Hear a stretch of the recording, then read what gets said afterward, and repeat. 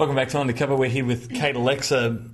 Now, Kate, it's already been 4 years since your first single turned up. So fast. How does that happen? You're only 19. Yeah. And it's been 4 years already. You've had an album. You've had 100,000 singles and all of that. Yeah. Yeah. Well, my first single, which was Always There, which was featured on Home and Away, that was when I was 16. And that was kind of well before I was kind of getting ready to even record an album. And I'd been writing for a few years and, mucking around working with different people. And this song came about, which I wrote about a friend of mine who'd passed away.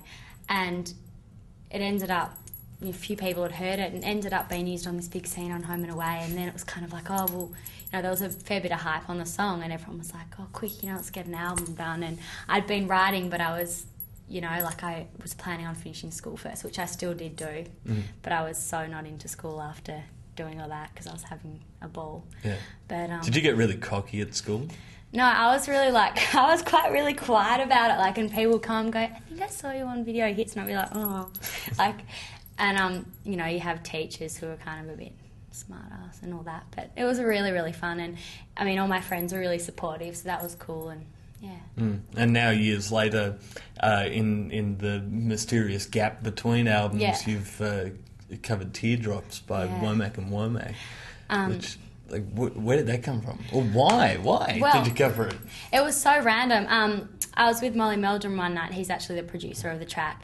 And he has always known that's been a really, one of my all-time favourite songs. But I was never kind of keen on doing a cover, and especially not of a song like that, because I love it. And it's kind of like, I love listening to the original. Do I want to redo it? And he's like, I've got this great idea. You should do a cover. And then we came up with the idea of, we should add a rap to it and make it a bit different. And at first I was like, I don't know. And then thought about it, and I was kind of excited to do it. And I said, let's just give it a go. And I've been writing for a new album for the past year anyway.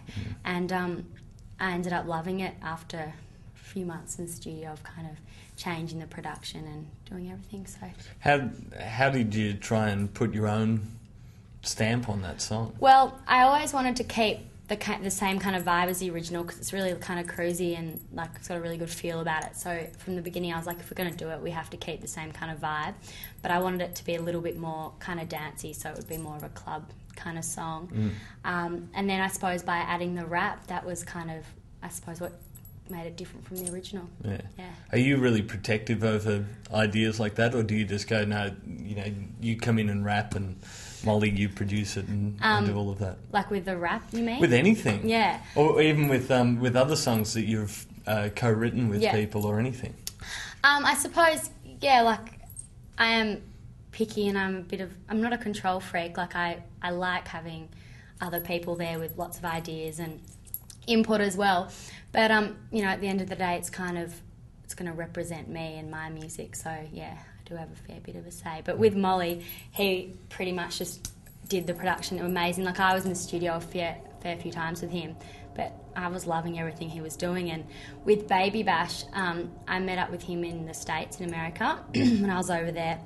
And he literally came in and did that rap in a one-take kind of thing. And I really liked what he did. So that was actually recorded over there? Yeah. Or his part? Well, there's two versions of the track, which will be on the single, and there's one produced by Molly and one produced by an American guy named Reed Vitelloni, and Baby Bash recorded it in America.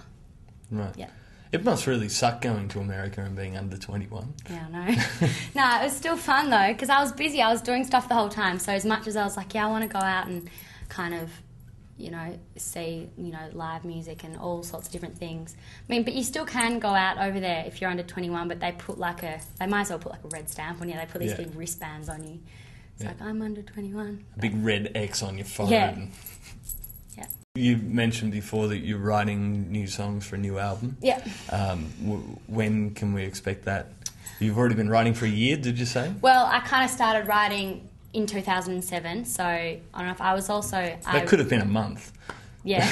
Well, I was busy writing a soundtrack for a TV show for the first part of the year, for the first, month, getting all that together. And then I've been, just kind of experimenting with different, whether I want to what I want to do. And now it's kind of to the point where I kind of sort of know the direction, a little bit more dancey, still pop, but a bit more dancey. And so, still just writing, but probably by the end of this year should be kind of all done, not rushing. Have your songs changed much in the 4 years? Yeah, well, it's funny because from my album Broken and Beautiful, a lot of those songs, as much as it didn't come out until after I'd finished school, I'd written some of them when I was like 15, 16, so by the time they came out, I was kind of in a completely different headspace. So now there's kind of going to be a big kind of gap, but that's whatever that comes with, I suppose, age. Yeah.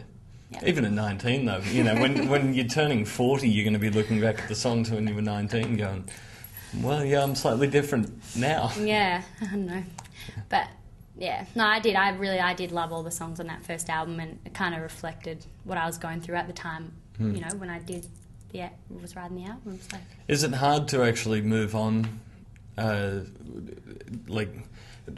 get your sound to move on as an artist? Or does it just happen naturally, with a huge gap? I suppose, obviously my first album was very pop, and I love pop music. I listen to all sorts of music, but for me, I enjoy performing and singing pop music.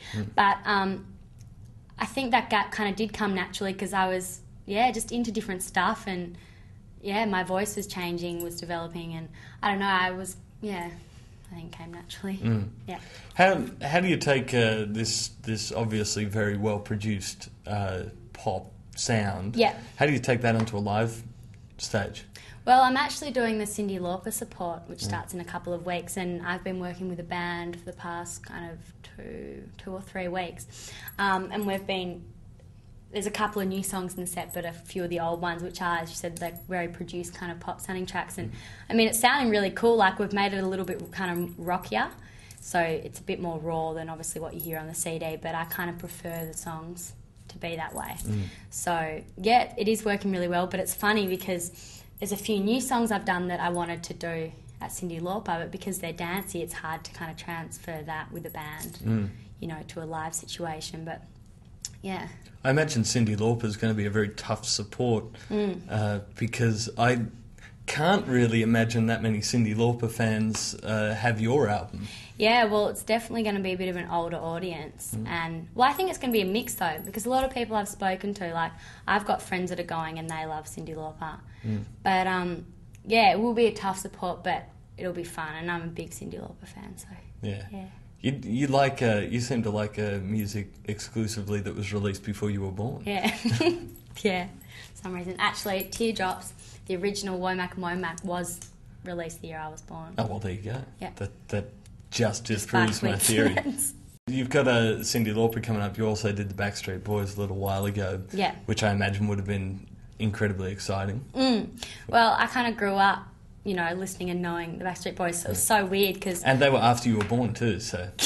Yeah, they were. I was already born, So, I was quite a fan when I was little, and it was weird. Even when I met the guys, it was like they just stepped out of, a CD cover, because, on all their covers, they were, in a row, and they're, standing there. And I was like, this is so surreal. But, that was really exciting, because I'd grown up kind of listening to them, and, the whole tour was really, really fun, and the audience, they just wanted to be entertained and so it was good fun. So how do you go back to doing your own shows after playing, venues like that? And that was amazing, especially with Backstreet Boys, because the Rod Laver Melbourne show, it was so surreal because I've seen so many concerts there, and to be up on that stage was amazing. And then you do your own shows. The small ones is a bit scarier sometimes. Around the same time as Cyndi Lauper, I'm doing a bit of a club kind of tour, just at the moment, just in Melbourne, Sydney and Queensland. So that starts in a couple of weeks, and that should be really fun, but different to kind of doing that in Cyndi Lauper. It's completely different, because then that's with the club ones are with a DJ and dancers, and then you go Cyndi Lauper, and that's with a live band. So it's good because you get the best of both kind of. I imagine it must be a very different experience, not just watching that, but actually performing with a DJ versus with a band. Yeah. Well, I love doing it with a live band. There's nothing better. I love it. But you know, I suppose doing it in a club and with promoting a song like Teardrops and performing that, it is quite a dancey track, so it will kind of work with the DJ and with the dancers. But then we've also done it with the band, so it's completely different altogether. So it'll be interesting to see. I know every DJ out there watching is probably going to want to hit me after asking this question, but what do they do up there? Do they just play the backing track? They do, don't they? Well, no, it depends, because you can get them to kind of mix in other sounds and all that over the top. So I haven't actually done much stuff with DJs yet, because my other stuff was always with a live band or backing track, because it's dancier. But yeah, I don't know, maybe I should ask the DJ I'll for ask you. DJ. Yeah. Sorry, DJs, if you do stuff there. I don't know. Anyway, Kate, thank you so much for coming in. Thanks for having me.